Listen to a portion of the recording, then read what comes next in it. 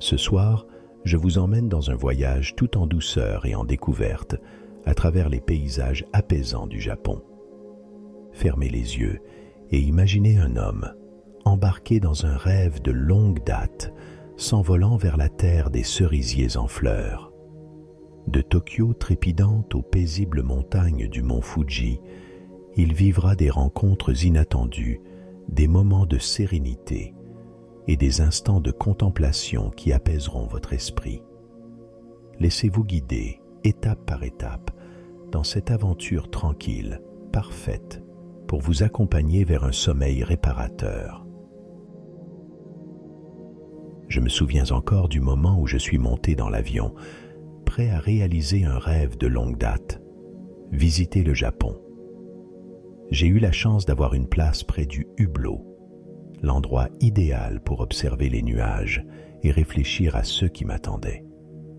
Le trajet allait être long, mais je ne pouvais pas m'empêcher de sentir une certaine excitation monter à chaque minute qui passait. À côté de moi, un couple japonais. Ils discutaient calmement, en souriant, et même si je ne comprenais que quelques mots, leur langage corporel était chaleureux. Je me suis présenté timidement, utilisant un peu de japonais que j'avais appris en préparant le voyage. « Konnichiwa, hajimemashite » dis-je en souriant, ce qui signifie « bonjour, enchanté ».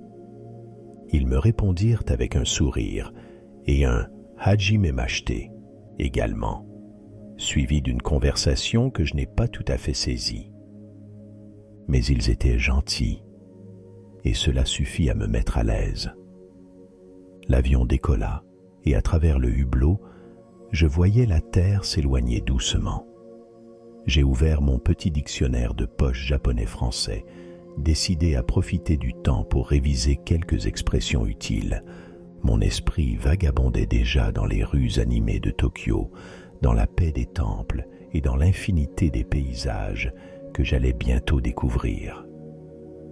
Le ciel, devenu un tapis de nuages en dessous, me donna un premier moment de contemplation. C'est étrange, la façon dont l'altitude nous éloigne des préoccupations du quotidien. Je me suis laissé emporter par la beauté silencieuse, tout en essayant de mémoriser des mots comme « arigato » qui signifie « merci » ou « sumimasen » qui signifie « excusez-moi ». Des expressions qui allaient sûrement m'être utiles très bientôt.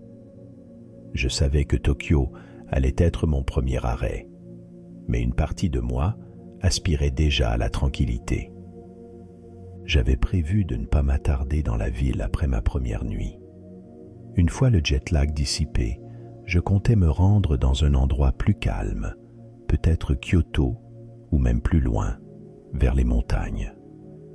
La cabine était paisible. À un moment donné, l'hôtesse de l'air passa avec le service des boissons. J'essayais timidement de commander un jus d'orange en japonais. Orange juice, kudasai. Elle me sourit chaleureusement, m'apportant le verre tout en me remerciant avec un douzo, un mot simple signifiant « voilà ». C'était une petite interaction, mais elle me donna un avant-goût de ce qui m'attendait. Une langue nouvelle, des sourires partagés et des moments de simplicité. Alors que l'avion poursuivait sa route, je m'endormis brièvement, bercé par le ronronnement des moteurs et mes pensées tournées vers l'inconnu. Je ne savais pas encore ce qui m'attendait, mais je sentais que ce voyage serait bien plus qu'une simple aventure touristique. J'étais prêt à découvrir le Japon avec ses contrastes, sa beauté sereine et ses petites surprises quotidiennes. Lorsque l'avion atterrit à l'aéroport de Haneda, la lumière du matin perçait doucement à travers les fenêtres. Le contraste était saisissant. Après l'immensité silencieuse des cieux, Tokyo se présentait à moi comme une ville vivante, un océan de lumière et de mouvements incessants. Je pris quelques instants pour m'imprégner de ce nouveau paysage, mes premières impressions de ce Japon que j'avais tant rêvé de visiter. Je traversais les couloirs de l'aéroport, fasciné par l'efficacité et la politesse qui régnaient partout. Les employés en uniforme s'inclinaient légèrement devant les passagers, ponctuant chaque geste d'un arigato gozaimasu signifiant « merci beaucoup ». Après avoir récupéré mes bagages, je fis mes premiers pas dans la ville. Le trajet vers l'hôtel en taxi fut une première immersion dans Tokyo. Les rues étaient bordées de grands immeubles, de panneaux lumineux et de petites échoppes cachées entre les gratte-ciel. À chaque feu rouge, des foules de piétons traversaient calmement la route, une marée de visages que je ne comprenais pas encore, mais que j'observais avec curiosité. Mon chauffeur, un homme d'une 60aine d'années au visage bienveillant, engagea timidement la conversation. Il me demanda d'où je venais, et je répondis en mélangeant français et japonais. « Furansu Karakimashita » dis-je maladroitement, qui veut dire « je viens de France ». Il hocha la tête en souriant, puis il commença à parler de la ville, de la météo, mais je ne compris qu'une partie de ses paroles. Le reste, je le devinais dans son ton chaleureux et dans son sourire reflété dans le rétroviseur. La barrière de la langue était présente, mais elle n'empêchait pas le partage. Arrivé à l'hôtel, je fus accueilli par un employé qui, d'une voix douce, me guida à travers le processus d'enregistrement. L'hôtel était situé en plein cœur de Tokyo, près de Shibuya, un quartier que j'avais hâte de découvrir. Mais pour l'instant, l'épuisement du voyage se faisait sentir. Je montai dans ma chambre et laissai tomber mes bagages sur le sol. La chambre était simple, minimaliste, avec une grande fenêtre qui donnait sur les lumières de la ville. À cet instant, Tokyo paraissait plus calme qu'elle ne l'était en réalité. Je m'assis sur le lit, observant le va-et-vient des passants et des voitures en bas. Une douce musique jouait à la télévision et je me laissais envelopper par cette atmosphère paisible. Mais avant de m'endormir, j'avais une mission à accomplir: trouver un restaurant pour dîner. Tokyo était réputé pour sa nourriture et je ne pouvais pas manquer l'occasion de goûter à l'authenticité japonaise. Après quelques recherches sur mon téléphone, je choisis un petit izakaya à proximité, un type de bar-restaurant traditionnel. Lorsque j'entrai dans l'izakaya, je fus accueilli par un « irashaimasu » qui résonna dans toute la salle. C'est une formule de bienvenue que les commerçants utilisent pour saluer les clients. L'endroit était chaleureux, avec des lanternes en papier accrochées au plafond et l'odeur alléchante du poisson grillé flottant dans l'air. Je m'assis à une petite table en bois, observant le menu qui, à mon grand désarroi, était entièrement en japonais. Heureusement, une serveuse s'approcha de moi avec un sourire, prête à m'aider. Je lui demandai timidement « Sumimasen, sakana o onegai shimasu » signifiant « Excusez-moi, du poisson s'il vous plaît ». Elle hocha la tête et prit ma commande, et je m'assis en attendant, observant autour de moi. Il y avait des hommes en costume, visiblement après une longue journée de travail, qui buvaient joyeusement du saké et des couples discutant calmement à côté. Mon plat arriva rapidement, un poisson grillé avec du riz et quelques légumes en accompagnement. Je n'avais jamais mangé quelque chose d'aussi simple et aussi délicieux à la fois. Les saveurs étaient subtiles, chaque bouchée était un moment de découverte. Je pris le temps d'apprécier chaque détail, le croquant des légumes, la douceur du riz et le goût légèrement fumé du poisson. Après ce repas apaisant, je quittai l'izakaya pour retourner à l'hôtel. La nuit était tombée, mais Tokyo brillait de mille feux. Les néons coloraient les rues, et malgré la fatigue, je pris le temps de marcher un peu, absorbé par la vie qui s'écoulait autour de moi. Cette ville, bien que trépidante, dégageait une forme de sérénité que je n'avais jamais ressentie ailleurs. De retour dans ma chambre, je me couchai enfin, satisfait de ma première soirée. Mes yeux se fermèrent rapidement et je me laissai bercer par les bruits lointains de la ville. Le lendemain, je quitterai Tokyo pour une destination plus tranquille, mais pour cette nuit, je profitais de l'instant présent, prêt à plonger dans un sommeil réparateur. Le matin suivant, je me réveillai aux premières lueurs du jour, baigné dans une douce lumière filtrée à travers les rideaux. Tokyo s'éveillait déjà, mais je savais que mon aventure allait me mener ailleurs. Après une brève contemplation de la ville qui s'étendait sous mes pieds, je fis mes valises et me préparai à quitter ce tourbillon urbain pour quelque chose de plus serein. Je pris un taxi pour la gare de Tokyo, un véritable labyrinthe souterrain où des milliers de personnes se croisaient sans se toucher. Ici, tout était réglé au millimètre. Malgré la foule, il y avait un calme et une organisation impressionnante. Le train que j'allais prendre, le Shinkansen, ce fameux train à grande vitesse japonais, m'attendait déjà sur le quai. Direction Kyoto. Assis dans le Shinkansen, je laissais Tokyo derrière moi, observant les paysages urbains s'effacer pour faire place à des collines verdoyantes et des rivières scintillantes. Le contraste entre la modernité de la capitale et la tranquillité des vastes espaces naturels me frappa immédiatement.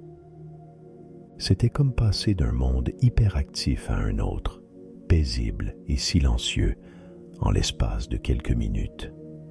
Le Shinkansen lui-même, avec son allure futuriste et ses lignes épurées, filait à travers le Japon avec une fluidité presque irréelle. À l'intérieur, tout était lumineux, impeccable et silencieux. À côté de moi, une jeune femme vêtue d'un kimono délicatement coloré me sourit.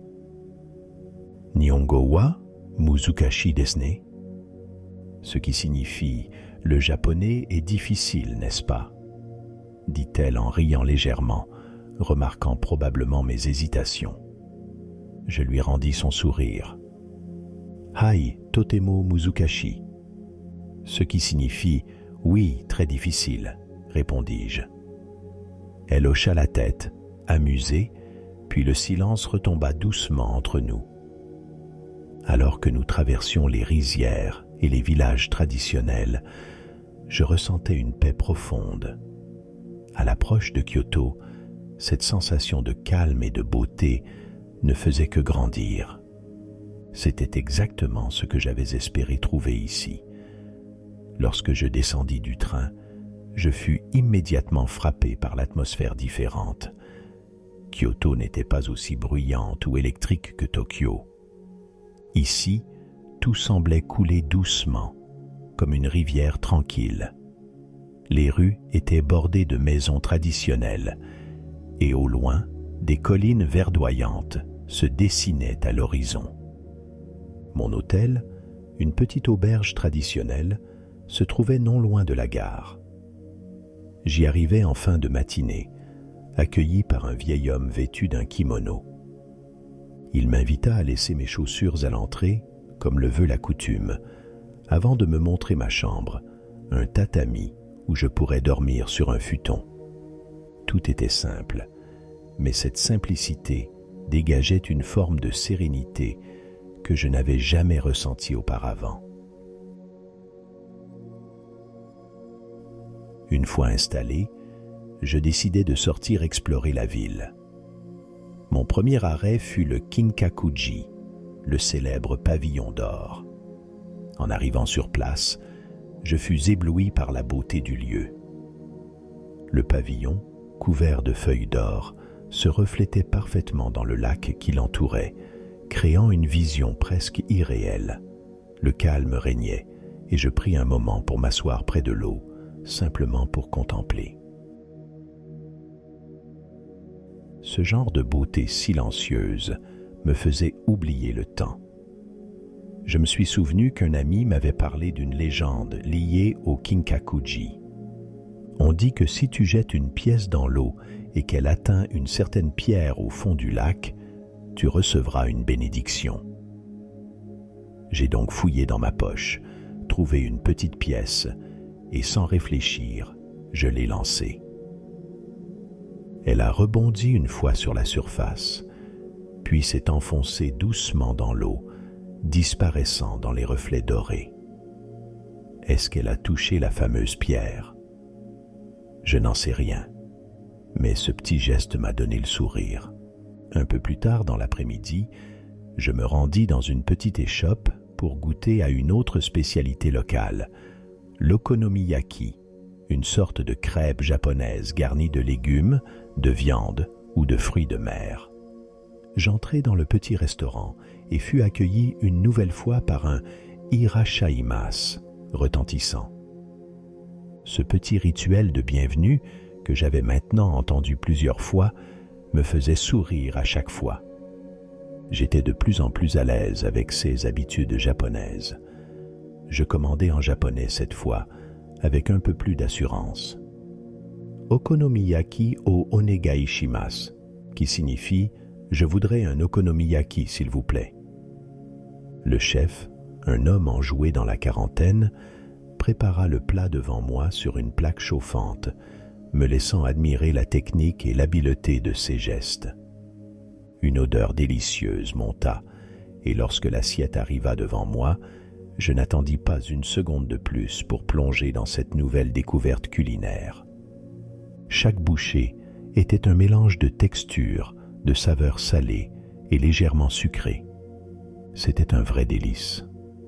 Le soir, après avoir arpenté plusieurs temples et jardins, je retournai à l'auberge, le cœur apaisé.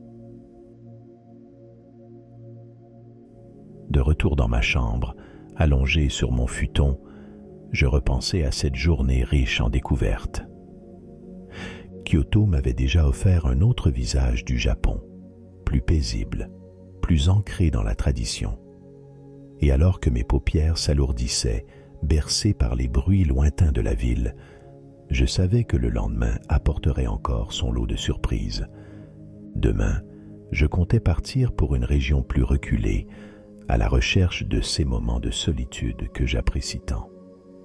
Le lendemain matin, je quittai Kyoto avec un sentiment d'accomplissement, mais aussi avec l'excitation de ma prochaine étape, le mont Fuji. Après avoir visité une ville si empreinte d'histoire et de tradition, j'avais envie de retrouver la nature, de respirer l'air pur des montagnes et de m'immerger dans un Japon plus sauvage. Le trajet en train vers la région de Fuji fut calme. Les rizières défilaient sous mes yeux, et à mesure que nous approchions de la montagne, la campagne japonaise révélait sa beauté simple. Ici, les maisons étaient dispersées, les routes étroites, et on sentait que la vie suivait un rythme beaucoup plus lent. À mon arrivée, je fus accueilli par un paysage majestueux. Le mont Fuji se dressait devant moi, imposant et solitaire, sa cime encore couverte de neige, même en cette saison. Le calme était absolu, à peine perturbé par le souffle du vent. J'étais loin du tumulte de Tokyo et du charme animé de Kyoto. Ici, c'était la nature dans toute sa splendeur.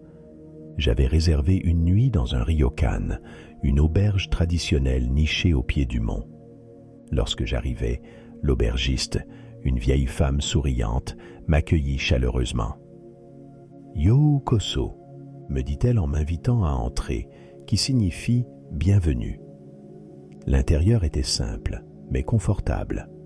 On me servit un thé vert délicat, et je me laissai aller à une contemplation silencieuse, assis près de la fenêtre qui donnait sur un jardin de pierre soigneusement arrangé. Après m'être installé, je décidai de partir pour une petite randonnée autour du mont. J'étais fasciné par l'énergie tranquille qui se dégageait de l'endroit. Le chemin que j'empruntais était bordé de cèdres immenses, leurs branches dansant doucement au gré du vent. En chemin, je croisais quelques rares promeneurs, principalement des locaux venus chercher la même paix que moi.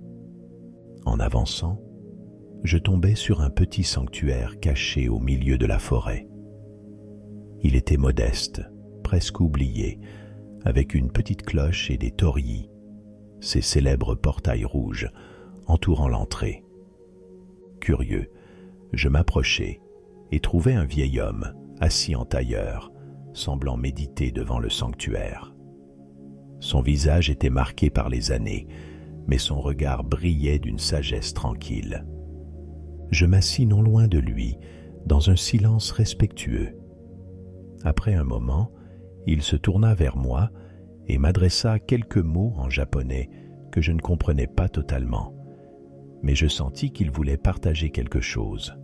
« Koko wa kami no basho desu », dit-il doucement, ce qui signifie bien sûr « cet endroit est un lieu des dieux ». Il m'expliqua, avec des gestes et des mots simples, l'importance spirituelle du mont Fuji pour les Japonais. Pour eux, la montagne est une divinité, un symbole de pureté et d'endurance. Il me raconta également une vieille fable que les habitants de la région transmettent de génération en génération. C'était l'histoire d'un pêcheur qui, un jour, trouva une princesse céleste en train de se baigner dans les eaux sacrées de Fuji. En la voyant, il cacha ses vêtements divins pour qu'elle ne puisse pas retourner au ciel. Elle resta sur terre, devint sa femme, mais un jour, elle retrouva ses habits et s'envola, laissant derrière elle une cascade de larmes qui créa un lac au pied de la montagne. Je l'écoutais attentivement, bercé par le rythme lent de son récit, le murmure du vent dans les arbres ajoutant une dimension presque mystique à ses paroles. Cette rencontre fortuite avec cet homme aussi ancré dans sa terre que le mont Fuji lui-même était exactement le genre d'expérience que j'espérais vivre au Japon. Ces moments inattendus, ces histoires racontées dans le creux de la nature me donnaient un sentiment de connexion profonde avec le pays et sa culture. Je continuai ma promenade, le cœur apaisé, avant de revenir à l'auberge au crépuscule. Ce soir-là, le dîner fut un véritable festin de spécialités locales, des sashimi frais, des légumes croquants et du riz parfumé. Chaque bouchée était un émerveillement pour les sens. La simplicité de la cuisine japonaise, avec ses ingrédients soigneusement sélectionnés et ses présentations épurées, résonnait parfaitement avec l'atmosphère de la région. Après le repas, je me dirigeai vers les bains onsen de l'auberge. Les sources chaudes naturelles, riches en minéraux, étaient réputées pour leurs vertus relaxantes.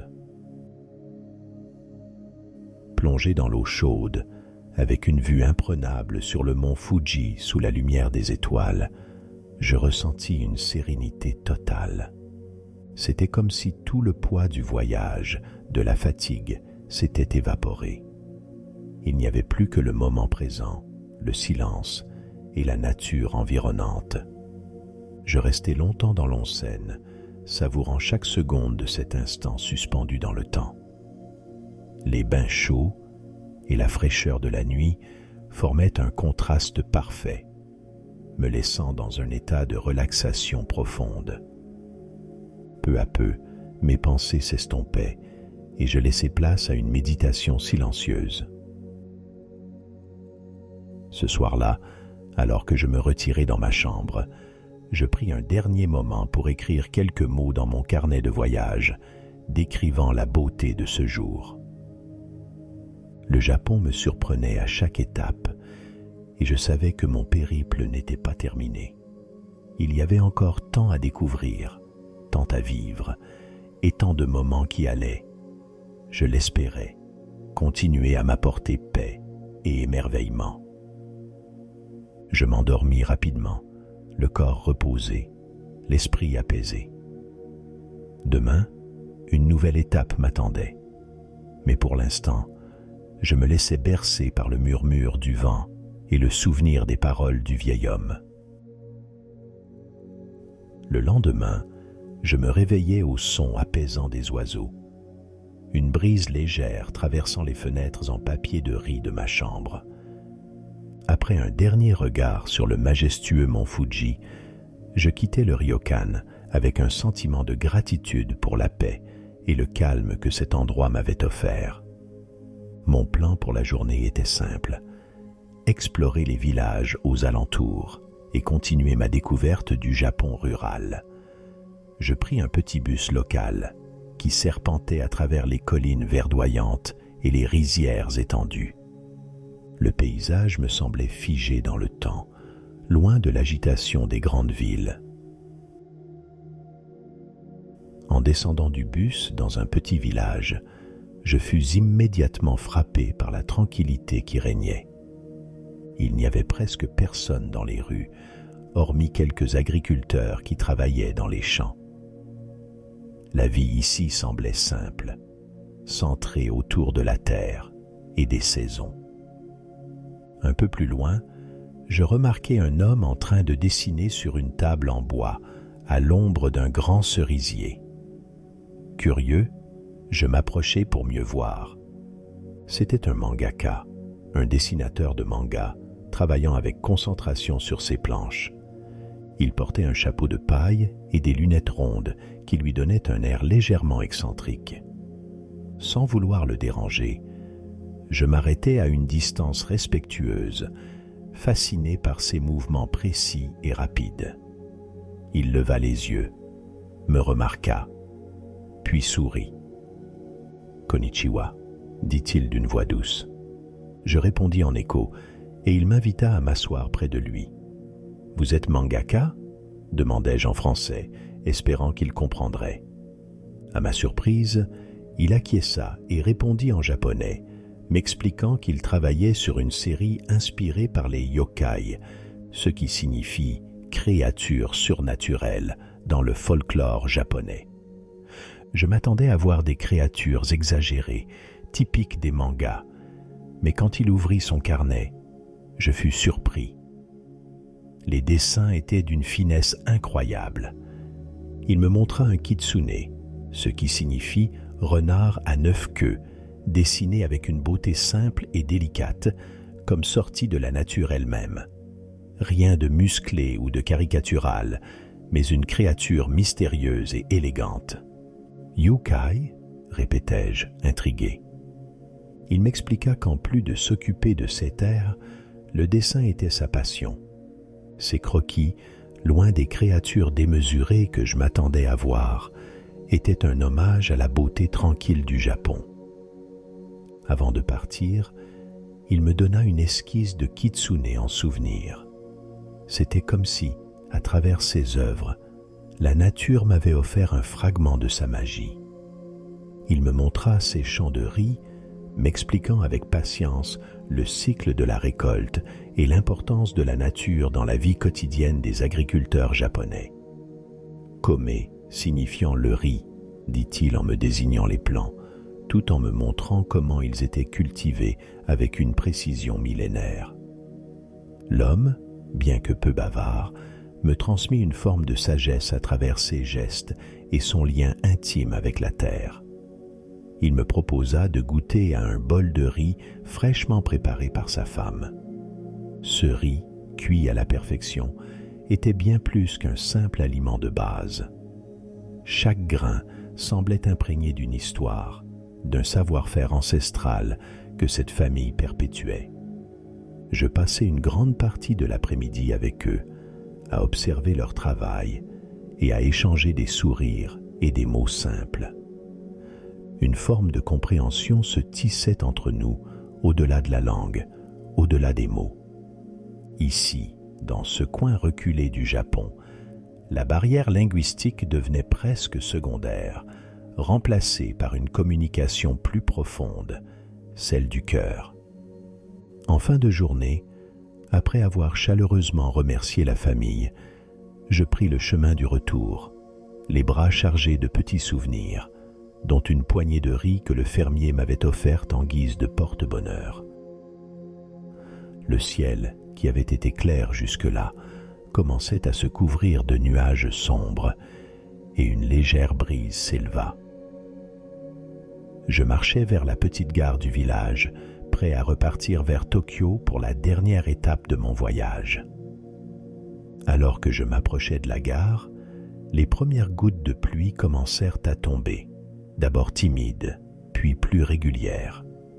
Je me hâtai vers l'abri le plus proche, tout en observant la petite rue désormais parsemée de parapluies transparents qui s'ouvraient, comme si la ville elle-même se préparait à accueillir cette pluie légère. Je me souvenais de ce moment où une petite fille se tenait seule sous un parapluie rose au bord de la rue. Elle semblait hésiter à traverser, ses pieds restant figés sur le trottoir mouillé. La pluie, qui devenait plus forte, perlait doucement sur le tissu de son parapluie. En la voyant ainsi, toute seule sous cette averse croissante, je m'approchai doucement, ne voulant pas l'effrayer. Dans mon japonais encore maladroit, je lui demandai « Daijoubu ?» ce qui signifie « ça va ?» Elle leva ses grands yeux curieux vers moi et sans un mot, tendit timidement sa petite main vers moi.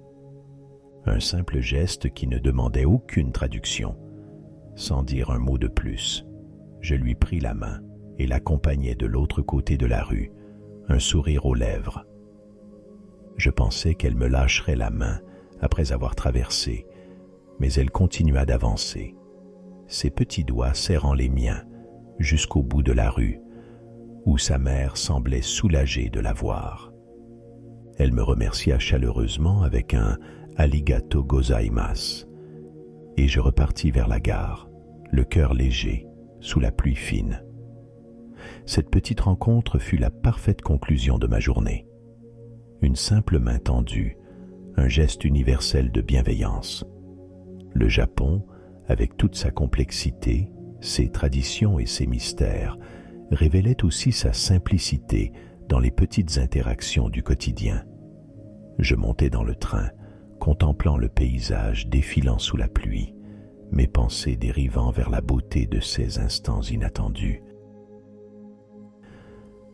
Lorsque le train me ramena à Tokyo, je me retrouvais plongé à nouveau dans l'agitation de la grande ville, ce contraste saisissant après les jours passés à la campagne. Les rues étaient encombrées, les lumières des néons brillaient intensément, et l'air était imprégné de l'énergie unique de cette métropole. Je pris un taxi pour me rendre à mon nouvel hôtel, situé près de Shinjuku, l'un des quartiers les plus animés de Tokyo.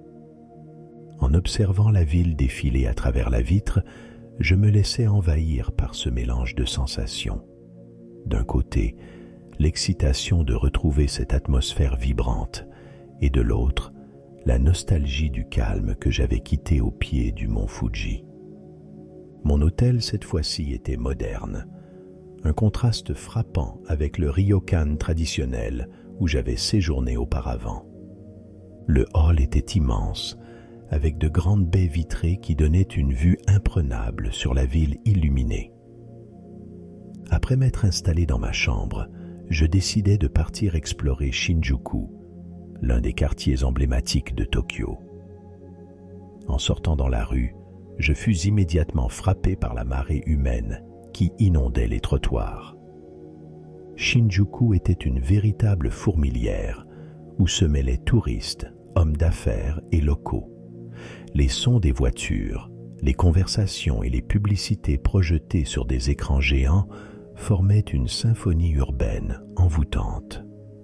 Je m'aventurai dans un des célèbres passages piétons de Shibuya, celui que l'on voit souvent dans les films, où des centaines de personnes traversent simultanément. L'expérience fut presque surréaliste, être au milieu de cette foule, chacun allant dans une direction différente, sans jamais se bousculer. Cette organisation silencieuse et fluide me fascinait.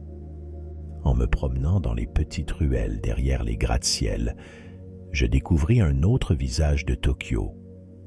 Des izakaya cachés, des petites boutiques traditionnelles et même des sanctuaires minuscules coincés entre deux immeubles. La ville, malgré son immensité, offrait toujours ses coins de tranquillité, comme des îlots de calme dans un océan de mouvement. Je m'arrêtai dans un petit bar pour prendre un verre de saké. L'endroit était modeste, avec quelques clients locaux assis au comptoir. Le propriétaire, un homme d'un certain âge, me servit un saké de la région de Niigata, réputé pour la qualité de ses rizières. « Kanpai » dit-il en levant son verre, un toast japonais, équivalent à « santé ».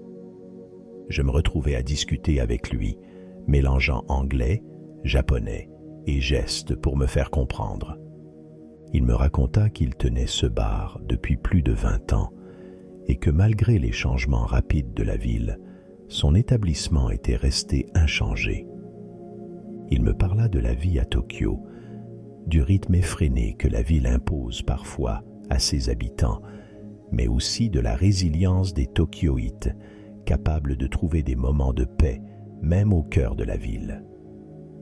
À un moment donné, un homme entra dans le bar, vêtu d'un uniforme de chauffeur. Il s'assit à côté de moi et commença à discuter avec le propriétaire avant de se tourner vers moi. « Gaikokujin » demanda-t-il avec un sourire signifiant « étranger ?» Je lui répondis par un simple « Hai » et il commença à me poser des questions sur mon voyage. Cet homme, chauffeur de tuk-tuk japonais dans la ville, m'expliqua qu'il passait ses journées à transporter des touristes dans les petites rues de Tokyo. Il me proposa de m'emmener faire un tour dans son tuk-tuk le lendemain, une manière plus intime de découvrir certains coins cachés de la ville que je n'aurais peut-être pas vus autrement. J'acceptai volontiers, curieux de découvrir Tokyo à travers les yeux d'un local. Après cette soirée agréable, je retournai à mon hôtel, fatigué mais satisfait de cette journée. Le lendemain, je retrouvai le chauffeur devant l'hôtel. Il m'attendait, assis sur son tuk-tuk, un grand sourire aux lèvres. « Prêt pour l'aventure » dit-il en anglais approximatif. Je montai à l'arrière et nous voilà partis à travers les rues de Tokyo. Le trajet fut incroyable. Nous traversions les petites ruelles du quartier de Yanaka, un endroit où le temps semblait s'être arrêté. Les maisons étaient basses, en bois, et les rues pavées. Ici, loin des gratte-ciel, je retrouvais un peu de l'atmosphère de Kyoto, cette même paix enveloppante, mais au cœur même de Tokyo. Il m'emmena ensuite à Asakusa, un autre quartier plus ancien, où se trouve le célèbre temple Sensoji. Lorsque nous arrivâmes, le temple était entouré de visiteurs, mais malgré la foule, l'endroit conservait une certaine solennité. Le chauffeur me laissa ici, après m'avoir chaleureusement remercié et souhaité un bon séjour. Je passai la fin de la journée à me promener dans le quartier, observant les petites échoppes et les stands de nourriture qui bordaient la rue menant au temple. Je goûtais à des taiyaki, des gâteaux en forme de poisson, remplis de pâtes de haricots rouges. Leur saveur douce et réconfortante me rappela à quel point la nourriture au Japon pouvait être à la fois simple et riche en histoire. En fin de journée, je retournai à mon hôtel, une dernière fois plongé dans la contemplation de cette ville qui ne cesse de surprendre. Tokyo, avec ses multiples visages, m'avait révélé encore une autre facette aujourd'hui, celle d'une ville pleine de contrastes, où la modernité côtoie les traditions anciennes, où chaque coin de rue réserve une nouvelle découverte. Alors que la nuit tombait, je savais que mon voyage touchait à sa fin. Mais avant de rentrer, je voulais encore voir une chose. Le lever du soleil sur Tokyo, depuis l'observatoire de la tour Tokyo Skytree. J'avais entendu dire que la vue y était à couper le souffle, et je ne voulais pas manquer cette dernière expérience avant de quitter le Japon. Je m'endormis cette nuit-là avec une certaine mélancolie, mais aussi avec le sentiment d'avoir vécu quelque chose de rare, une aventure qui m'avait fait découvrir non seulement un pays, mais aussi des morceaux de moi-même. Le jour se leva lentement sur Tokyo, comme une toile peinte d'orange et de rose. J'étais debout tôt, bien avant que la ville ne se réveille pleinement. Le taxi m'attendait déjà pour m'emmener à la tour Tokyo Skytree. J'avais décidé de terminer mon voyage là, suspendu au-dessus de la ville, à contempler Tokyo une dernière fois avant de quitter ce pays qui m'avait profondément marqué. Arrivé à l'observatoire de la Skytree, l'ascenseur me propulsa à des centaines de mètres au-dessus du sol en quelques secondes. Les portes s'ouvrirent sur un panorama spectaculaire. Tokyo s'étendait à perte de vue sous mes yeux, une mer infinie de toits, de bâtiments et de rues qui se mêlaient dans un enchevêtrement complexe, mais harmonieux. Le silence régnait dans l'observatoire, à cette heure matinale, les premiers rayons du soleil illuminant doucement la ville. Ce moment suspendu dans le temps me donnait une vue d'ensemble, non seulement de Tokyo, mais aussi de mon voyage, de toutes ces rencontres, ces découvertes, ces petites galères qui avaient, d'une manière ou d'une autre, contribué à la richesse de cette aventure. Je pris un moment pour respirer profondément, savourant cet instant de calme au-dessus de l'agitation de la ville. Les voitures commençaient à circuler, les premiers trains entraient en gare, et je me sentais comme un simple observateur, détaché, mais en même temps profondément connecté à tout ce qui se passait en bas. Je repensais à ces lieux que j'avais traversés, la modernité électrique de Tokyo, la sérénité des temples de Kyoto, la majesté du mont Fuji et la simplicité de la campagne japonaise. Mon esprit revint à ce vieil homme que j'avais rencontré près du sanctuaire au pied du mont Fuji et à son histoire de la princesse céleste et du pêcheur.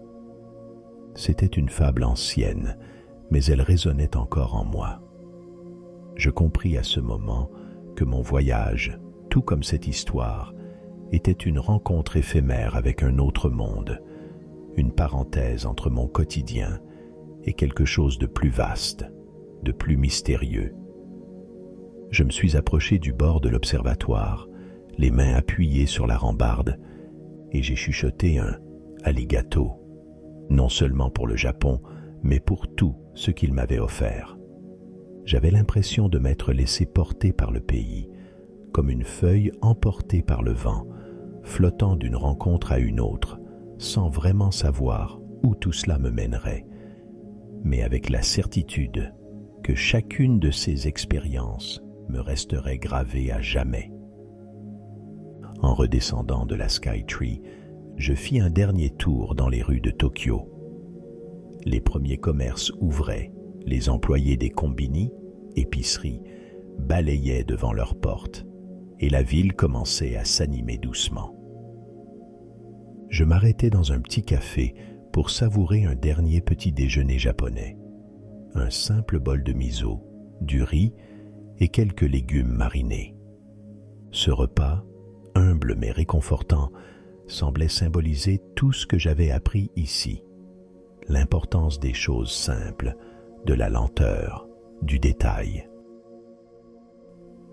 Avant de partir pour l'aéroport, je m'offris une dernière promenade dans un parc non loin.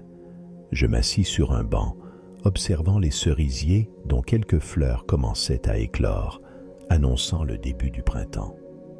Ces fleurs, qui allaient bientôt couvrir les arbres de roses, représentaient à la fois la beauté éphémère et la promesse du renouveau. Cela me rappela cette fameuse expression japonaise.